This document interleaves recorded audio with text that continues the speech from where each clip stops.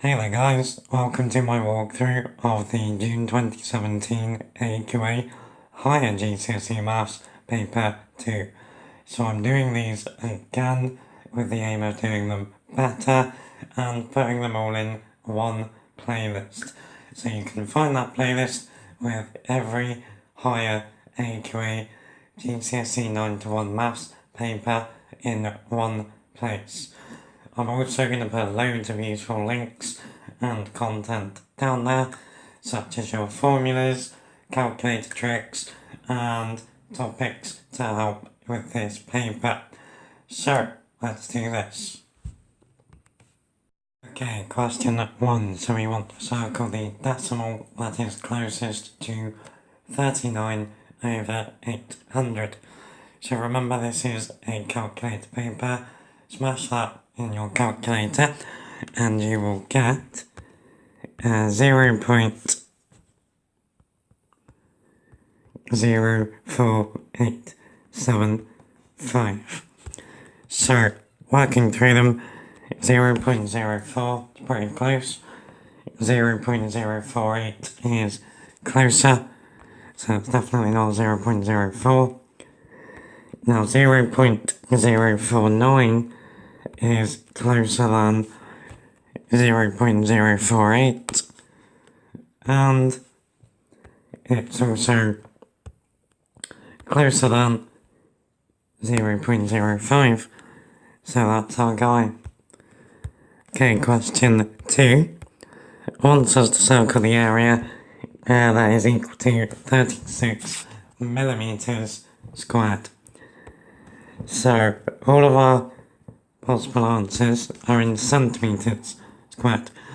So what I do with a question like this is just make a shape that would have an area of 36 millimeters squared. So we can have a square of side 6 millimeters. Now 6 millimeters is 0.6 centimeters. Now 0.6 squared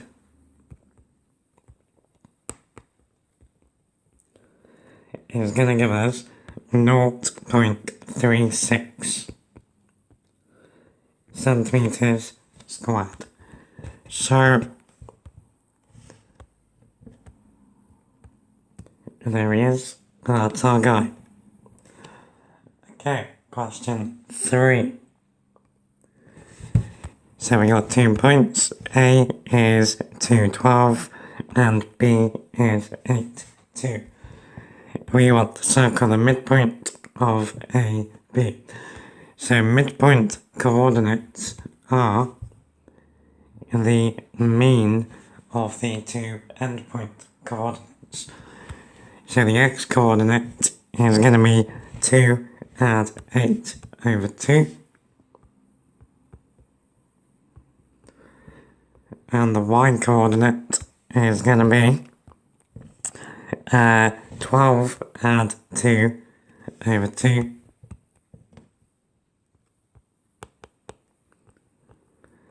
So we're going to get 5, 7, which is right there. Okay, question 4. So we're given a sequence and we want to circle the expression for the nth term. So we're going down in 8s, so it's minus 8. Now that means then the sequence is something to do with minus 8 n. Now if we substitute n equals 1, then we are comparing it to the first term. So when n is 1 we get minus 8, but we need 90. So how do we get from minus 8 to 90? We add 98. So it's minus 8n, add 98, or it could also be written as 98 minus 8n. Cool. Okay, question 5. A code has 4 digits. Each digit is between 0 and 9. Digits may be repeated. The code starts 5, 4, 1. From part A, Amy knows the last digit is odd, but not 7. She chooses a different odd number at random. What is the probability that she chooses the correct number? So the odd numbers between 0 and 9 are 1, 3, 5, 7, and 9. Now she knows it's not 7. So there are 4 possibilities, only one of them is right, so it's 1 out of 4. Okay, then for part B, the 4-digit code is changed to an even number. The first digit is 3. How many possible codes are there? So, let's think about it. The first, if we just thought about this as numbers and not as a code, the smallest number we could make would be 3000. Now the biggest one that we could make would be 3999. Now altogether, that is 1,000 different numbers that we could make. Half of them are even. So 1000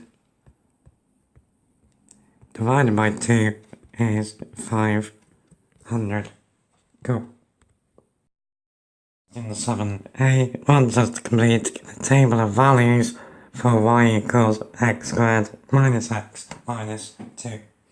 So, you're going to use your calculator for this. Be very careful with the negatives. So, for example, when x is equal to minus 2, we get y. Now, if you're putting this into a calculator, you need to put the minus 2 inside of brackets, like that. If you did minus 2 squared without brackets, your calculator will do bit mass. It will do the indices first, so it will get 4, and then it will worry about the minus at the start, and you will get minus 4, which is wrong. So we get minus 2 squared, minus 2, and then minus 2 on the end. So minus 2 squared is 4, minus 2 means plus 2, so we got 6, minus 2 is 4. So that's our value there. Now when x is minus 1 squared is positive 1. Minus 1 means to add 1, so that's 2. And then we got minus 2, so that's 0. We've done 0 for us, we've done 1 for us. We only need to do 2. So, when we put 2 in, then 2 squared is 4. Minus 2 is 2. Minus 2 is 0. Okay, then for part B, they want us to draw the graph of y equals x squared minus x minus 2. 4 values of x from minus 2 to 3. Okay, so we're now using our coordinates. So the first point we want is minus 2, 4. So, it's really annoying how they do this. Sometimes they use different scales on the axes. So, minus 2, 4. Minus 2 is there. 1, 2, 3, 4 is going to be there. Cool. Then we want minus 1, 0, and then 0 minus 2. So minus 1, 0 is there. 0 minus 2 is down there. And then we want 1 minus 2 and 2, 0. So 1 minus 2 is there. 2, 0 is there. And then we want 3, 4. So 1, 2, 3, 4 is going to be. Okay, so there are all of our points drawn. Now, never use a ruler to join these up. It's a curve, so you want to try and freehand it. Now, I know this is going to go really, really badly, but let's have a go.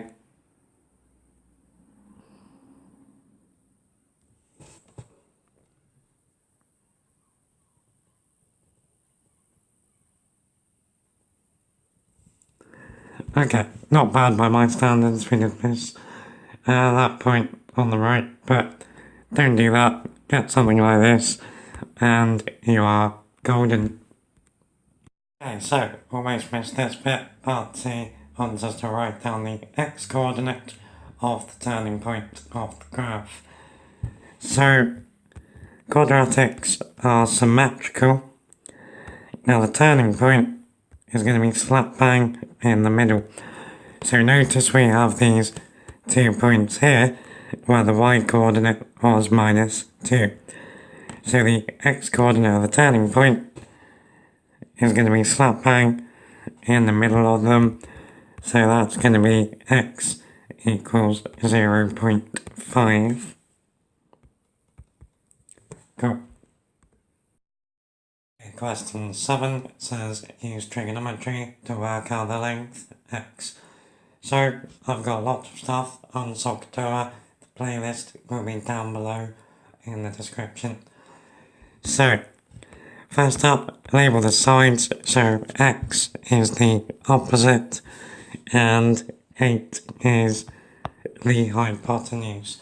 Now we go to tutor to work out which trig function we want.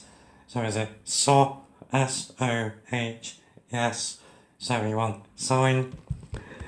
So SOH tells us sine of theta is the opposite over the hypotenuse. So we get sine of 72 is equal to x over 8. So to move that 8 multiplied through, so we get x is 8 sine 72, which is 7.61 centimeters if we go to 2 decimal places.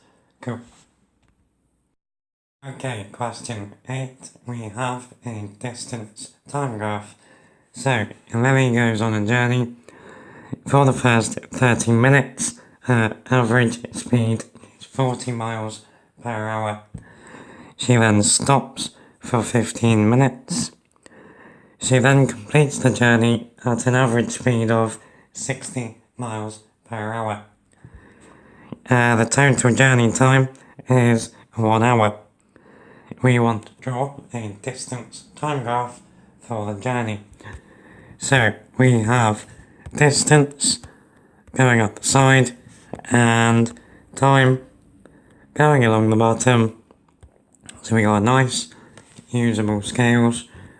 Okay, so for this we need to know speed is distance over time. Now from that we can get that distance is speed times time by multiplying both sides by t. So, for the first part of her journey, which is 30 minutes long, her average speed is 40 miles per hour. So her distance here is, well, the time is half an hour and the speed is 40 miles. So a half times 40 gives us 20. So in the first 30 minutes, she has gone 20 miles.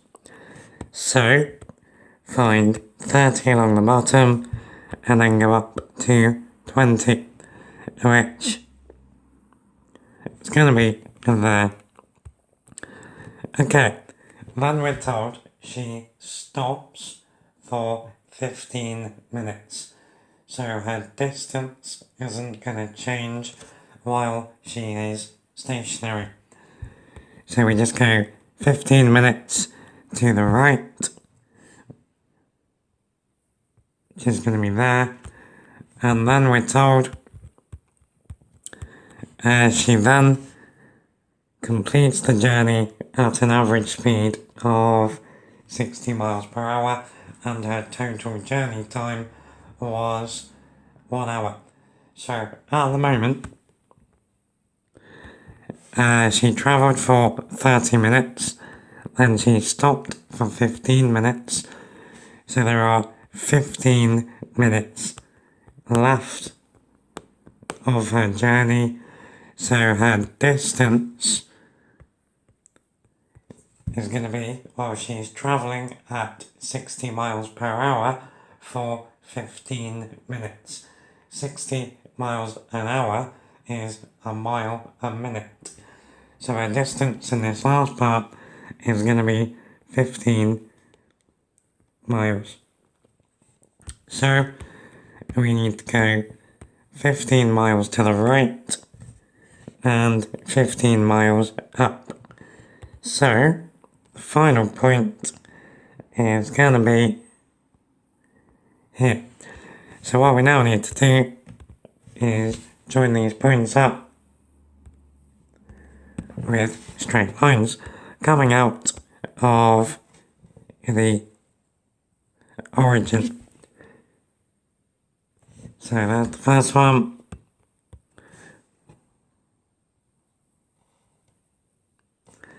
And then, cool. So that is our distance time graph. Okay, then part B says to write down the average speed for her total journey. So, again, speed is distance over time. Now we know that she has travelled for 1 hour. All we need to know is how far she's gone. So she's gone 35 miles. So she's gone 35 miles in 1 hour. Her average speed is 35 miles per hour. Cool. Okay, question 9, we have probability and algebra in a table. It's a good time. So the table shows information about some CDs. Now for some reason, this person only has 2 rock CDs. What's going on there? Big problems. They got X pop CDs and they have 2X add 5 jazz CDs. Who listens to jazz? Ugh. Okay, so the CD is chosen at random. The probability it is rock is 1 out of 20. We want to work out the probability it is jazz. Okay, 4 marks. So, if the probability that the CD is rock is 1/20th, that means that 1/20th of all of the CDs are rock. So 1/20th of the CDs are rock, which means that 2 is 1/20th of the total.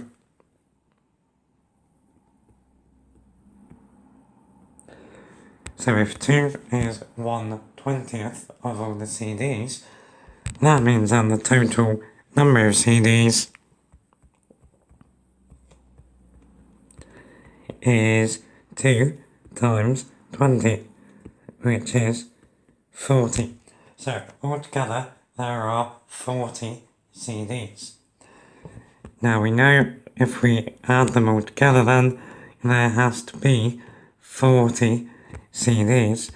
So we now know that 2 add x, add 2x, add 5 is equal to 40. Now if we sharpen things up on the left, we get 3x, add 7 is equal to 40. Then we can solve this for x, take away the 7, so 3x is 33, so x is 11. So now we can work out how many pop CDs there are. There are 11, and there are 2 times 11, add 5 jazz CDs. Jesus Christ. So there's 27 jazz CDs. So now then, what we wanted was to work out the probability that a CD chosen at random was jazz. So the probability of jazz is the number of jazz, 27, out of the number of CDs, 40. Cool. Okay, question 10. The pie chart shows information about votes in an election. They love putting in questions about voting. I'm sure it's subliminal messaging or something.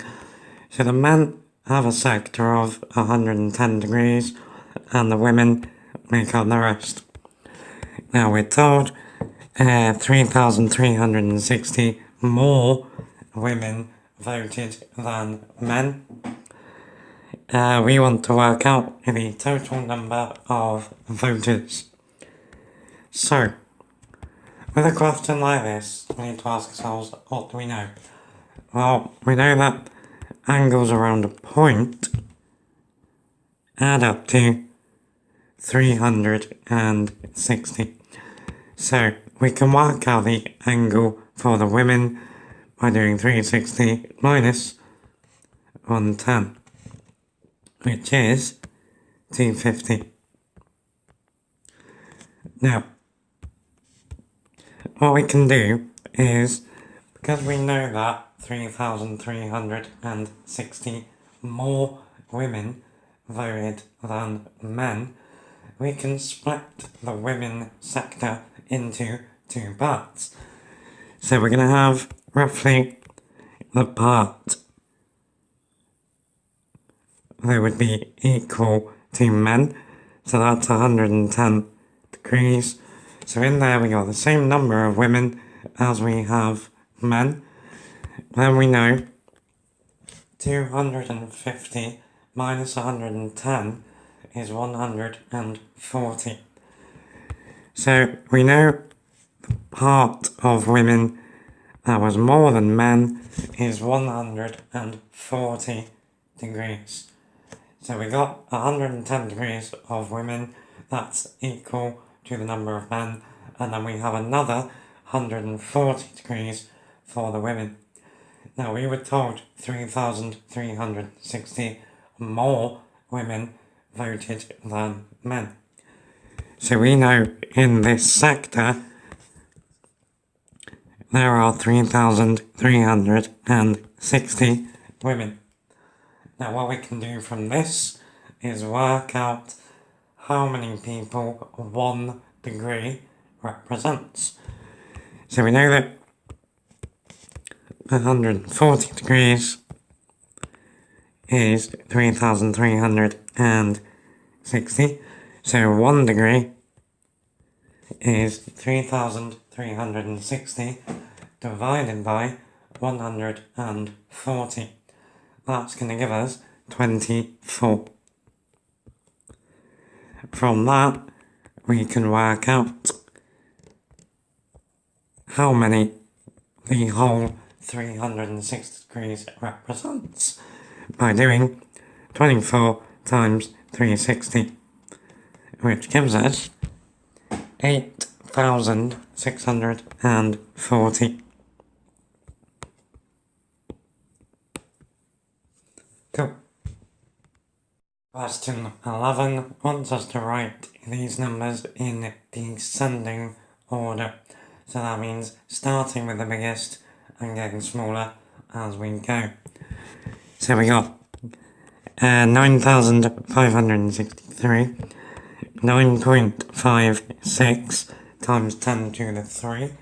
So let's turn that into a normal number. So if I multiply by 10 to the power 3, the decimal goes 3 places to the right. So this is 9,560. And then the third number is ridiculously huge. 9.56 times 3 to the power of 10. So that means 9.56 multiplied by 3 10 times. So that's absolutely huge. So that is going to be our biggest number. So 9.56 times 3 to the power 10. And then between the other two, it's 9,563. And then 9,560, which is 9.56 times 10 to the 3.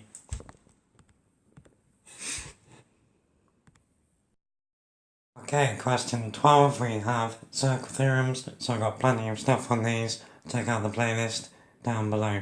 So A, B, C, D, E and F are points on a circle. We want to circle the line that is a diameter of the circle. So the circle theorem that we use here is if you have a circle and a diameter with two chords coming off the ends and meeting on the circumference, then this angle will be a right angle. So, see if we can find any right angles. So, inside of this triangle BFE, we know two angles, 95 there and 5 down there. So that means this angle is 80. Angles in a triangle, remember, add up to 180. And then in the other triangle, we got this angle here of 80. We got this guy here of 10. So, this angle has to be 90. So that means that AD is the diameter.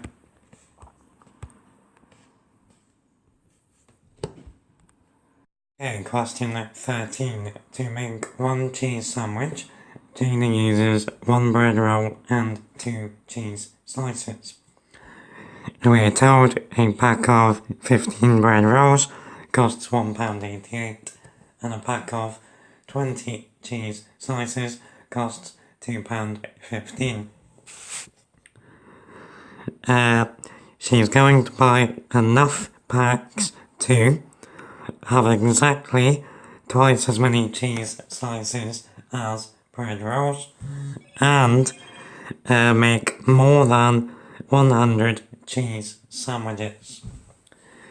We want to work out the least amount she can spend. So the reason it says least amount is technically there is an infinite number of cheese sandwiches that we could calculate for her. We want to calculate basically the smallest number of cheese sandwiches she can make that satisfies that she has exactly twice as many cheese slices as bread rolls. So we know the cheese slices are going to be multiples of 20. So given that the bread rolls come in 15s, we know that we can only get those in multiples of 15s, but any multiple ending in a 5 isn't going to be any use to us. 2 times anything ending in 5 will not be a multiple of 20, it will be a multiple of 10. So what we're going to do then, let's think of the first multiples. So we could have 3 bread rolls, cheese. We could buy 30 bread rolls and have 60 cheese slices, but that's only going to make us 30 sandwiches. We could go 60 and 120. Still not enough. 90, 180. And then, winner, we can go 120 and 240. So that would make us 120 cheese sandwiches. So this, or these, are the numbers of packs that we're going to play with. So we need to work out how many packs of bread rolls we would need. So 120 divided by 15 is 8. So we can work out the cost of that. 8 times 188 is £15 and 4p.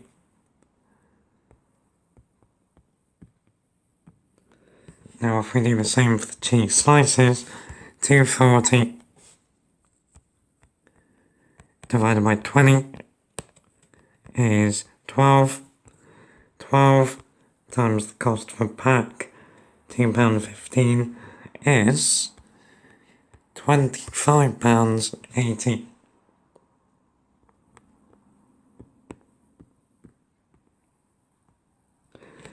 So then the total cost would be those two added together, which is £40.84p. Cool. Okay, in question 14 we have a graph showing the cost of some taxi journeys. So it's a straight line graph. We got the cost outside in C, and we have the number of miles n along the bottom. We want to work out a formula for C in terms of n. So basically we want to work out the equation of this line. So the general equation of a line is y equals mx add c, where m is gradient and c is the y-intercept. Now here our axes are c and n, so we're going to be using c is equal to mn plus, let's not get another c involved, let's call it d. Now d is nice, we can just read that off of the graph, so that is that point there, which is 2.5. So up to that we know c is mn add 2.5. So what we now need to work out is the gradient of the line. So gradient, how I teach it, is difference in y over difference in x between two coordinate points. So we need to find two nice coordinate points. So we can use this guy, which we know is going to be 0, 2.5, and then let's try and track down another nice point.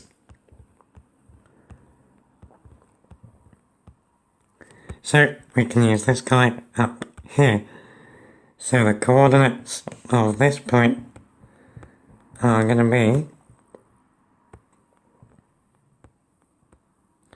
5 along and 5.5 up. So we now have our two pairs of coordinates, so we can find the gradient. So the difference in y, we're going to do 5.5 minus 2.5.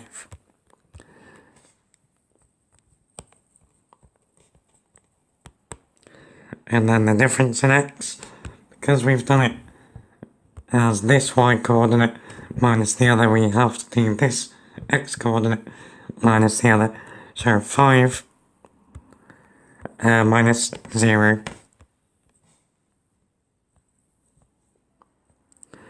So this is going to give us 3 over 5. Now you're fine leaving it as a fraction.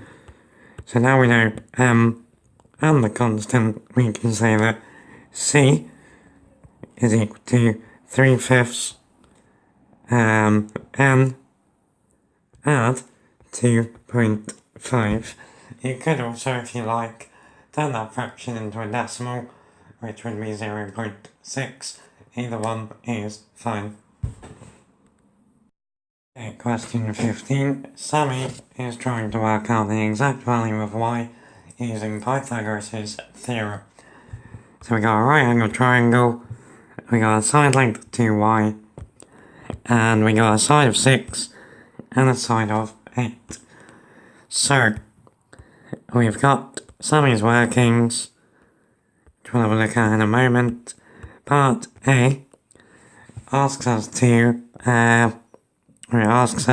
what error has she made in her working. So let's have a look. So she's gone to y squared is 6 squared add 8 squared, so that's all good so far.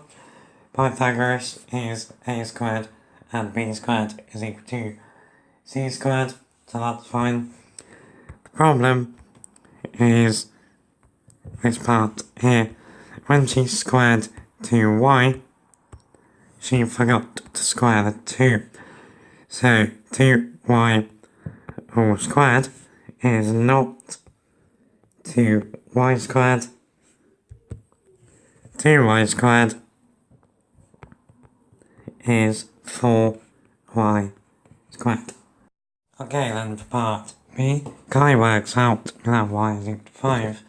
Mel says that y cannot be 5 because the hypotenuse of the triangle should be the longest side and the other sides are longer than 5 centimeters. Is Mel correct? Give a reason for your answer. So y can be 5 because the hypotenuse is 2y and not 1y. So Mel is not correct. The hypotenuse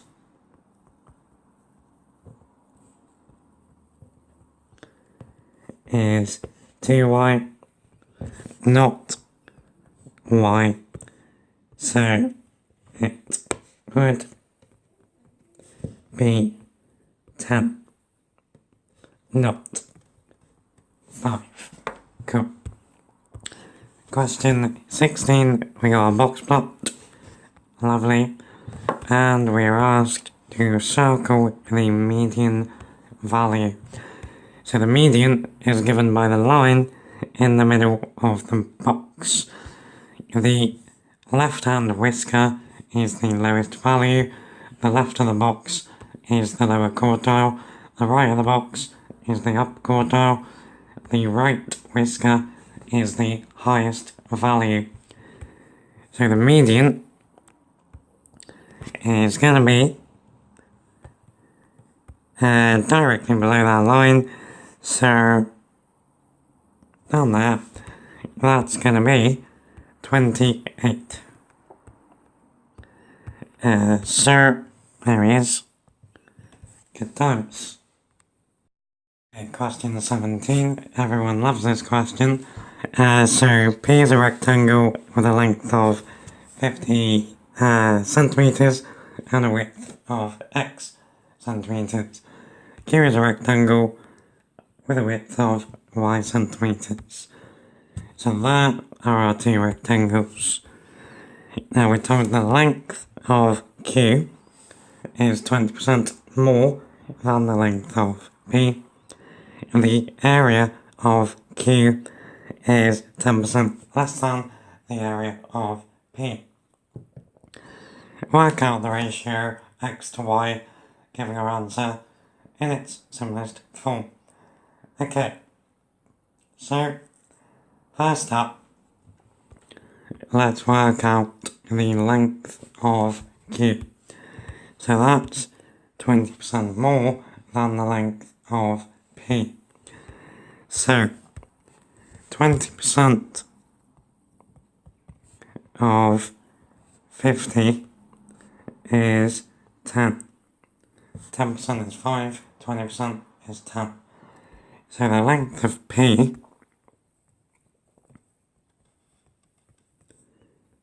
the length of Q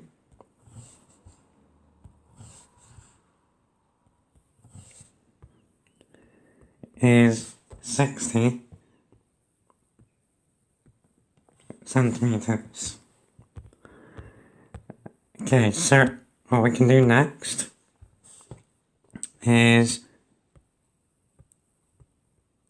work out the areas of each rectangle. So the area of P is 50x, and the area of Q is 60y. Now we are told that the area of Q is 10% less than the area of P. So we can say that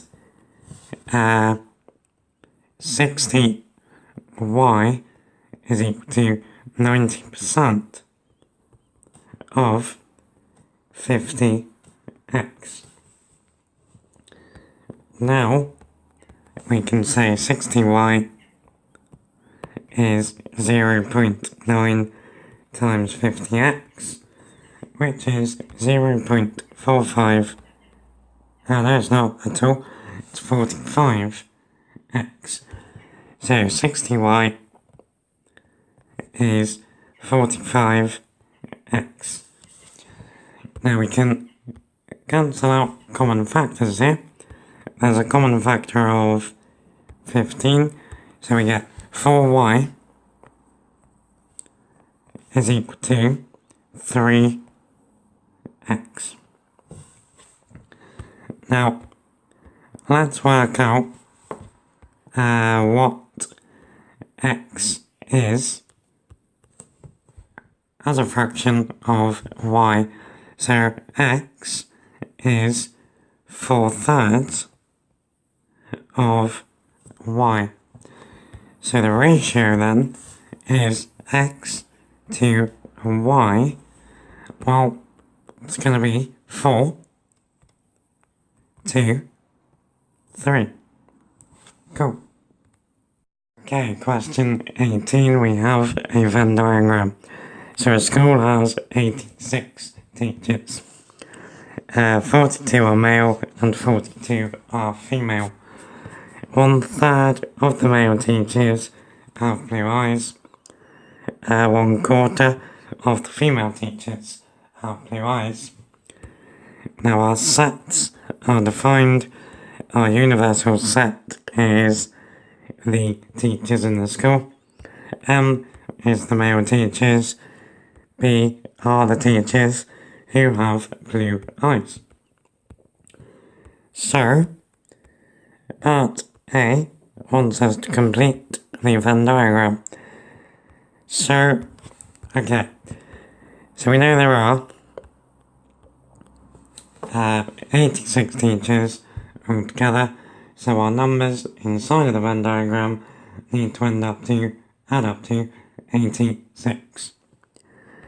Now we got 42 male and 44 female. 1/3 of the male teachers have blue eyes. So 1/3 of 42 is 14. So we're going to put 14 in the middle. 14 are male and have blue eyes. Now we can fill in the number for the rest of the males. 42 minus 14 is 28. Now we're told 1/4 of the females have blue eyes.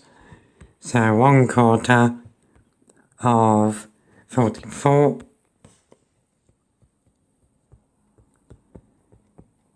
is 11. So we're going to put 11 in there, that's the females with blue eyes. So what goes on the outside are the females without blue eyes, which is 33. Cool. Okay, then for part B, one teacher who has blue eyes is chosen at random. We want to work out the probability that the teacher is male. So, our set is everything in the right-hand circle because we are told a teacher who has blue eyes is chosen at random. So altogether there are 25 of them and 14 of them are male. So it's 14 out of 25. Okay, question 19, another massive one here. So Rana sells 192 cakes in the ratio small to medium to large 7 to 6 to 11. So straight away let's write that down. S M L 7 6 11. Cool. The profit for one medium cake is twice the profit of one small cake, and the profit for one large cake is 3 times the profit for one small cake. Total profit is £532.48p. Work out the profit on one small cake.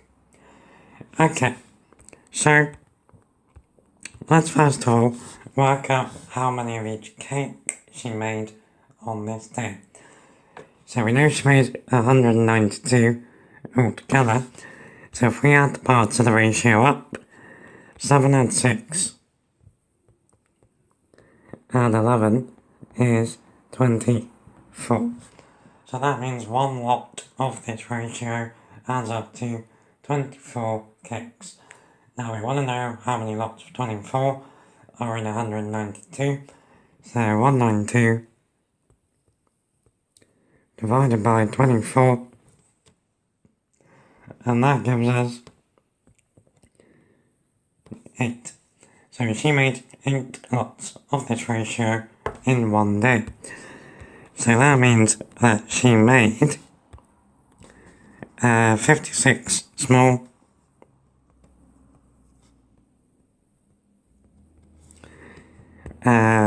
48 medium,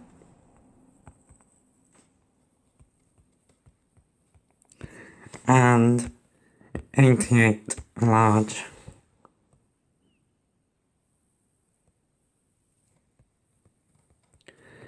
Now, we know the profit on the medium and large cakes in terms of profit of one small cake. So let's say profit on a small cake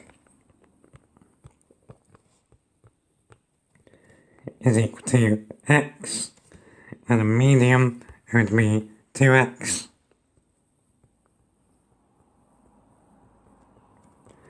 and the large would be 3x. So now what we can do, we now know how many of each cake she made. We can now work out her profit in terms of x. So, for the small, that's going to be 56 lots of x. For the medium, it's going to be 48 times 2x, so that's 96x. And for the 88 large cakes, that's going to be 88 times 3x, which is 264x. Now if we add that up, we get 416x. So that's our total profit in terms of the profit on small cakes. So to work out the profit on one small cake, if we set that equal to her actual total profit, then 532.48, we get that her profit on one small cake is 532.48 divided by 416, and that gives us £1.28. Job done. Okay, question 20. We got a non-right angled triangle with a missing angle x that we want to find. So, we have a matching pair of side and angle, so we can use the sine rule. Now the sine rule is given, no, it's not given to us, sorry, we need to remember it. Check out my formula video down below, where you can also get a PDF copy of all of the formulas that you can print out. I also have a playlist on the sine rule, cosine rule, and area of a triangle with trigonometry. Check that out. So the sine rule tells us that sine of x over the opposite side, so over 6, is equal to sine of 125 over 14. Now we need to get sine of x on its own, so let's multiply through by 6. Sine of x is equal to 6 sine 125 over 14. Then you could work that out as a decimal first if you like, or just put it all into your calculator. Whenever you're trying to get an angle out of trig, you always finish by pressing shift, trig function. That brings up the inverse function. So we're doing the inverse sine of 6 sine 125 over 14, which, if we go to 2 decimal places so they can't cry about our accuracy, we get 20.55 degrees. Cool. Okay, question 21 wants us to solve 5x squared is equal to 10x, add 4, giving our answer to 2 decimal places. So this, given that we have an x squared, is a quadratic. So we need to get, first of all, everything on the same side with a 0 on the other side. So we're going to take away the 10x, and we're going to take away the 4, and that is equal to 0. You always solve quadratics equal to 0. Now, given that they are telling us to give our answer to 2 decimal places, that's a little nudge that we can't do this by factorising, so we're going to need to use the formula. So the formula is one that you need to remember. It's in my formula booklet down below. So x is minus b plus or minus square root b squared minus 4ac all over 2a. So here for us, a is 5, b is minus 10, c is minus 4. So we're going to get x is equal to minus 10, so positive 10 plus or minus square root b squared is 100 minus 4 times 5 times minus 4. So that's going to give us 100 plus 80, so it's root 180, and then that's all over 2a. 2 times 5 is 10. So we're going to get x is 10 add root 180 over 10, which to 2 decimal places is 2.34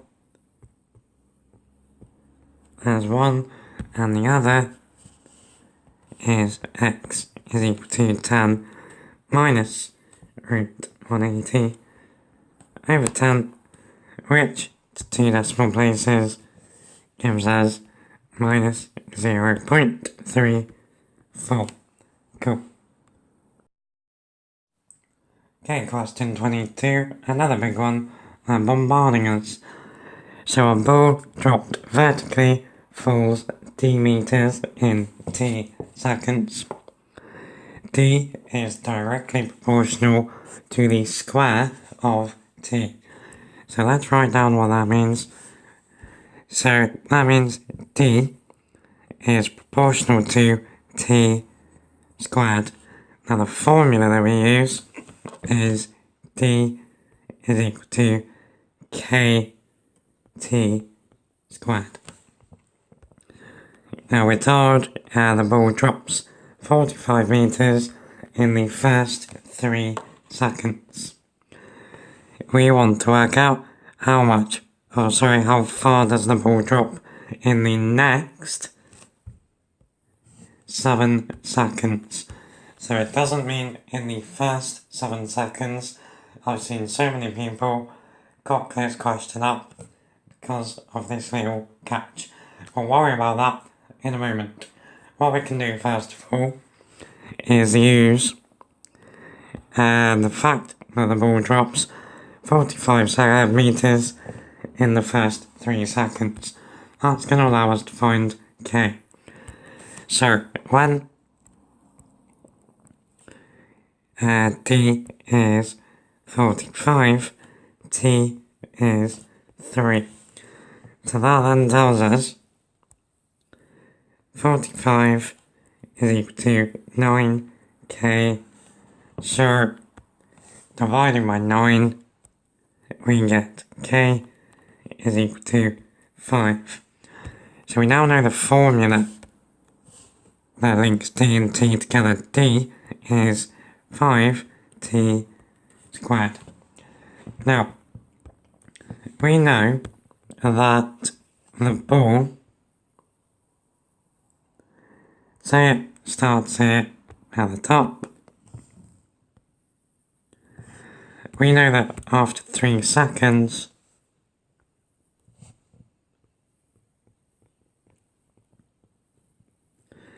The distance is 45 meters. What the question wants is how far the ball drops in the next 7 seconds. So after the next 7 seconds, 10 seconds has passed altogether. So if we work out how far the ball would drop in 10 seconds, take away the distance it drops after 3 seconds, that's going to give us our answer. So when t is 10, d is 5 times 10 squared, so 500. So we know that this total length is 500. We know in the first 3 seconds it's dropped 45 meters. So to work out how much it drops in the next 7 seconds, we do 500 minus 45, which is 455 meters. That's our answer. Okay, question 23, we have vectors. We're asked, is the line BCD a straight line? So, that means, can we go on one continuous straight line from B through C to D? So, what we need to find are the vectors B to C and C to D. Now, if B, C, D is a straight line,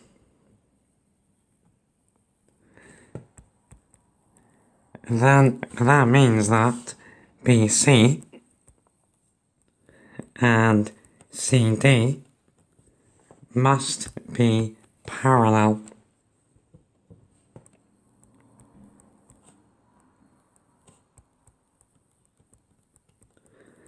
If they're not parallel, then what's going to happen is something like this. So if that's B to C, and then C to D isn't parallel, something like that will happen. So, if vectors are a multiple of each other, then they are parallel. So let's see what we get. So how do we get from B to C? So B to C,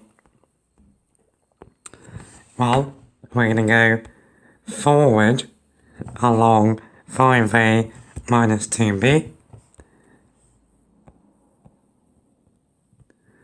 And then when we're at point A, we're then going backwards along 3A and B.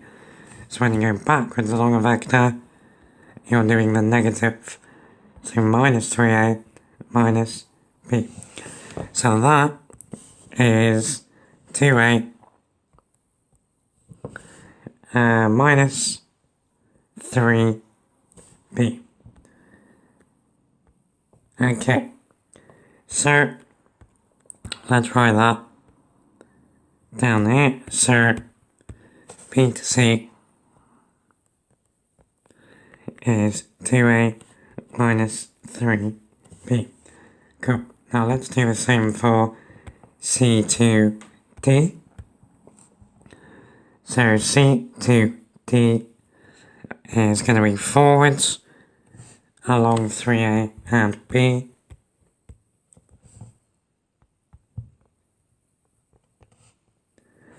And then forwards along 3A minus 9B. So add 3A minus 9B. So 3A add 3A is 6A. B minus 9B is minus 8. B. So C to D then is that.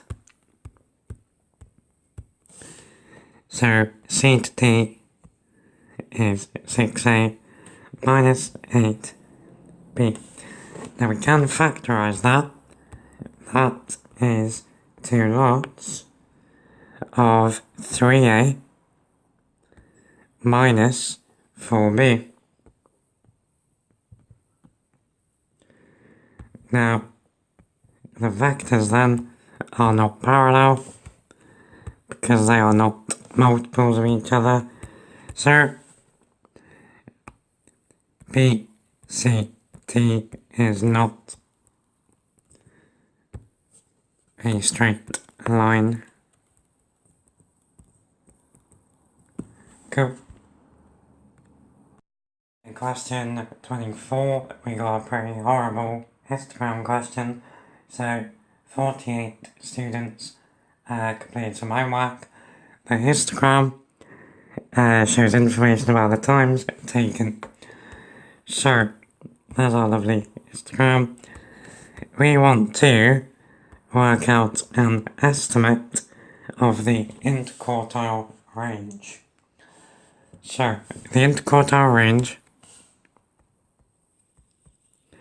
is equal to the 75th percent minus the 25th percent piece of data. So, with 48, we know then that 48 divided by 2 is 24.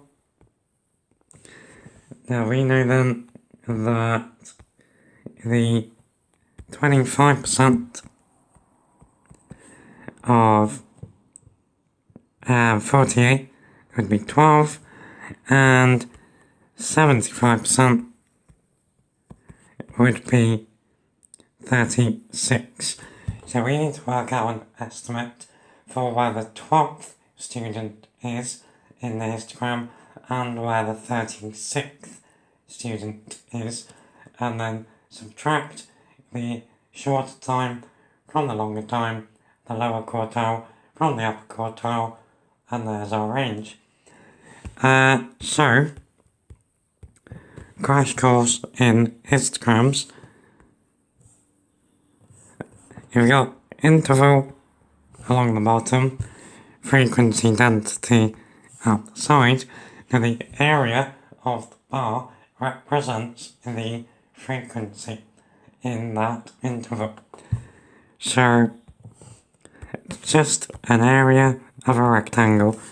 So, interval times frequency density is equal to frequency.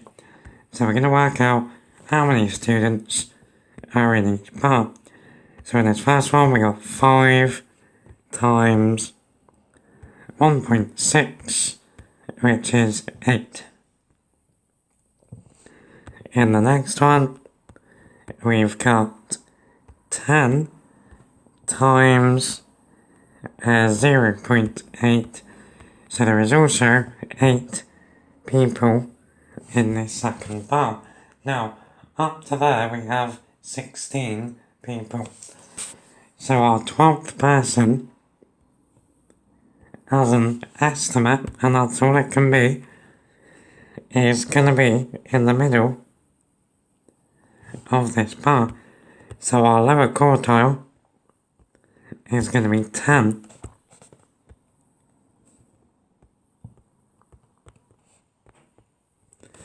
Cool, so let's keep going. In the next bar then, in the next bar we have a width of 10 with a density of 1.2. So there are 12 people in that one, so our upper quartile isn't in there. So, just like the lower quartile was 12 in from the start, we need to estimate going back of 12 people from 48. So we're going to go 12 people back from the right in this final bar. So the frequency density, quite nicely, is 1. So we're going to go back 12 minutes from 45. That's going to take us to 33. So again, the reason that we've done that is that this rectangle has a width of 12 with a frequency density of 1. So there are 12 people in there. That makes our upper quartile 33.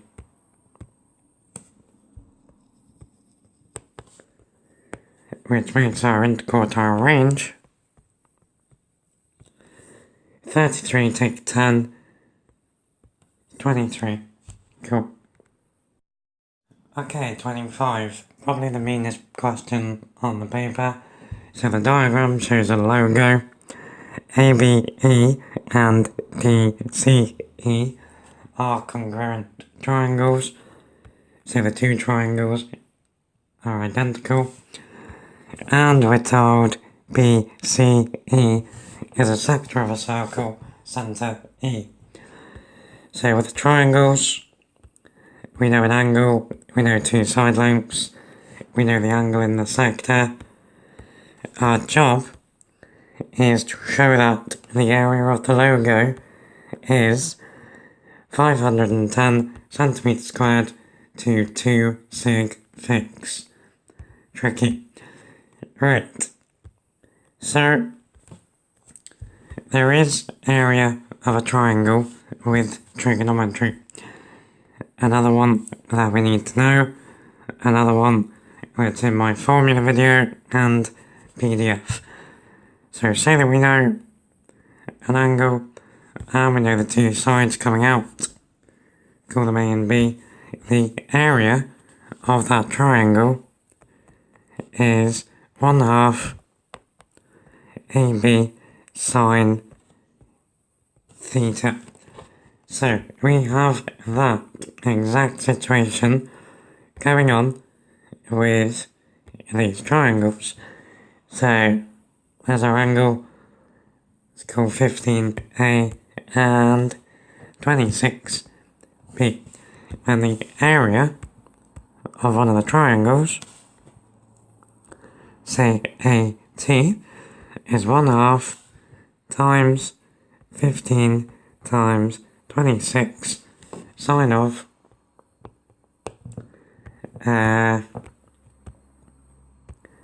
sine of 38. So, if we plonk that into our calculators, we get 120 centimetres squared. Now, because the triangles are congruent, we know they have the same area. So the area of the triangles is 2 times 120, which is 240. Okay, so now we need to work out the area of the sector. Now there's good news and bad news. Good news is we know the angle, which we need. Bad news, we don't know the radius, which we also need. So going back to the triangles,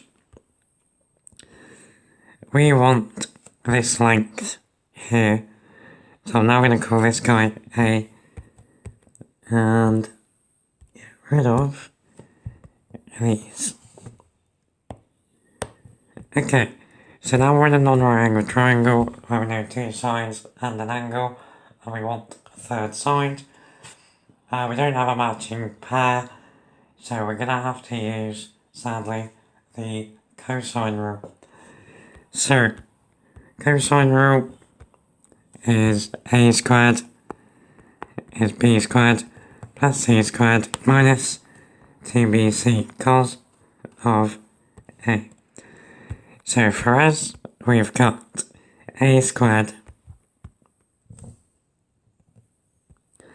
is 15 squared add 26 squared minus 2 times 15 times 26 cos of whatever the angle is, 38.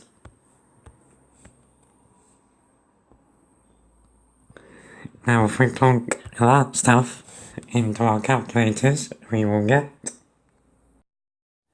so that gives us a squared is 286.4.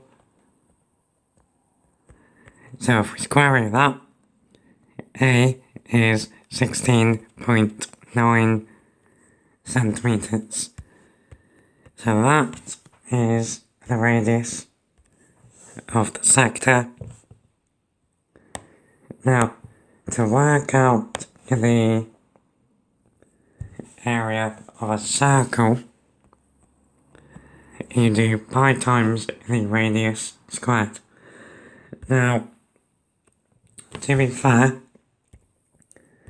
given that we're going to 2 sig figs at the end, you would be fine using 17 there as the length. So, to work out the area of a sector, you find the fraction of the circle that you have, which is the angle over 360.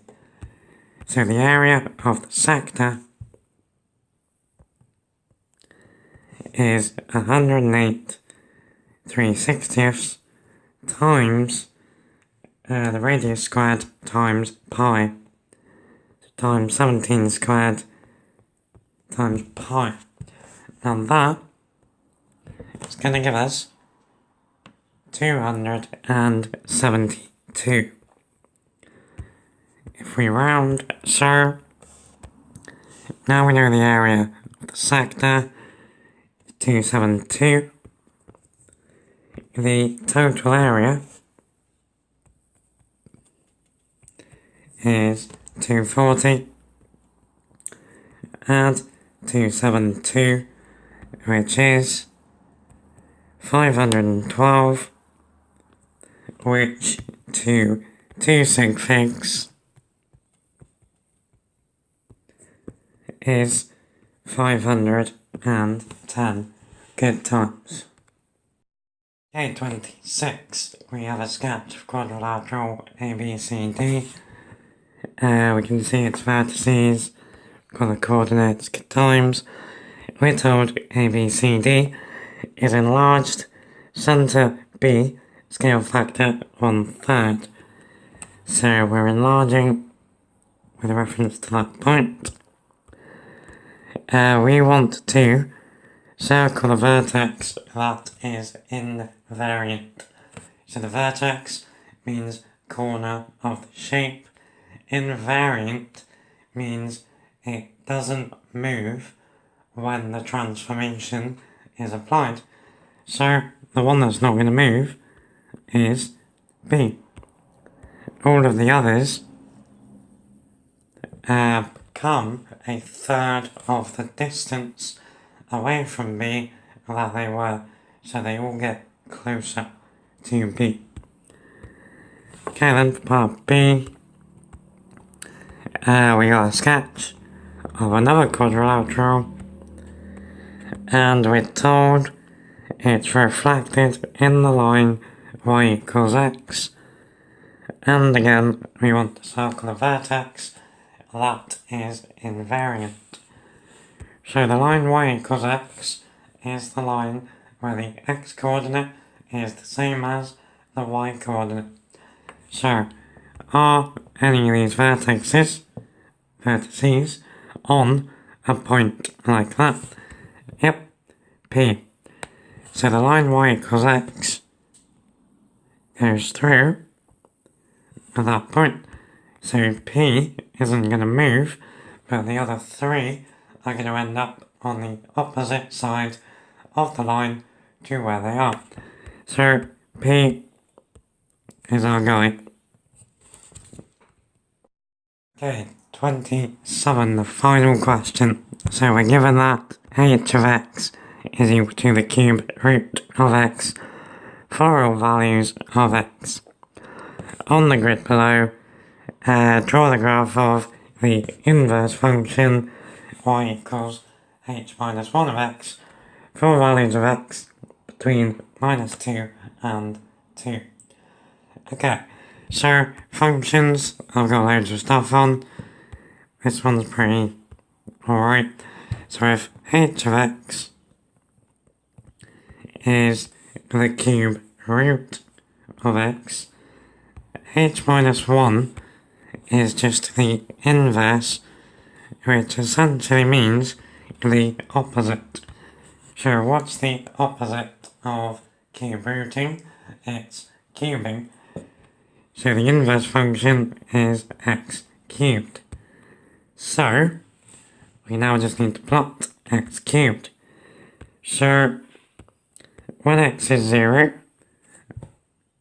x cubed is 0. When x is minus 1, x cubed is minus 1. When x is minus 2, x cubed is minus 8. So that's down here. Okay, let's try and join that up. So never use a ruler to do this, freehand it. Okay, now we just need to do the same over here.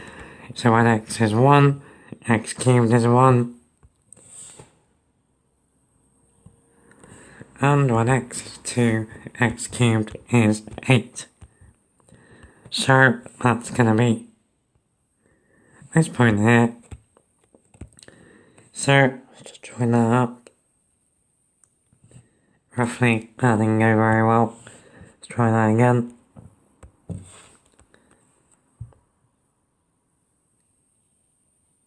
There we go, that will do.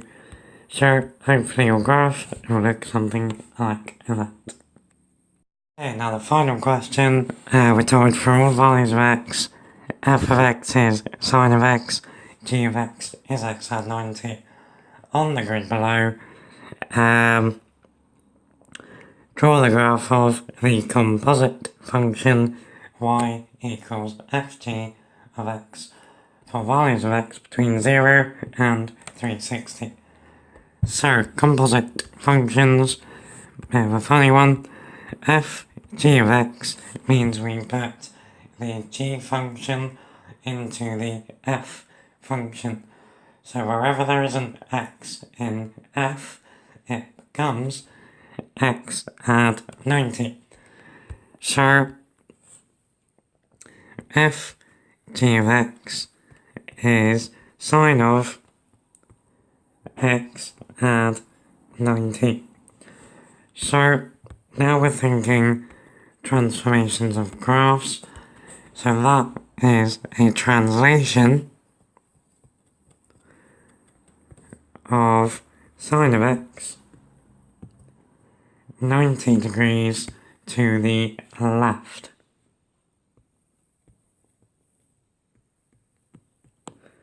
So if you're rusty on your graph transformation, check out my stuff.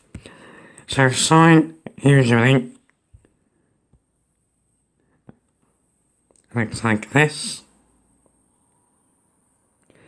where this is 180, this is 360, this is 90, and this is 270.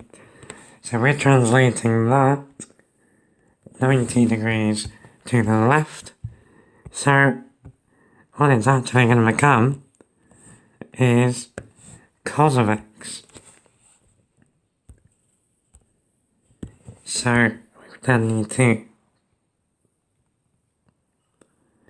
Okay, let's do it properly down on the graph.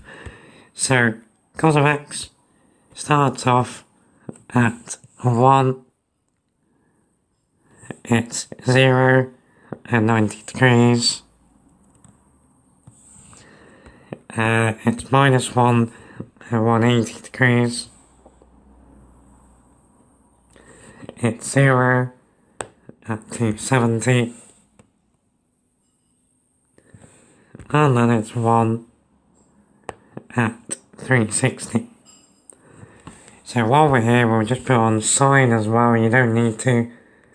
Just want to show you where it's come from. So sine is 0 at 0. It's 1 at 90. 0 at 180.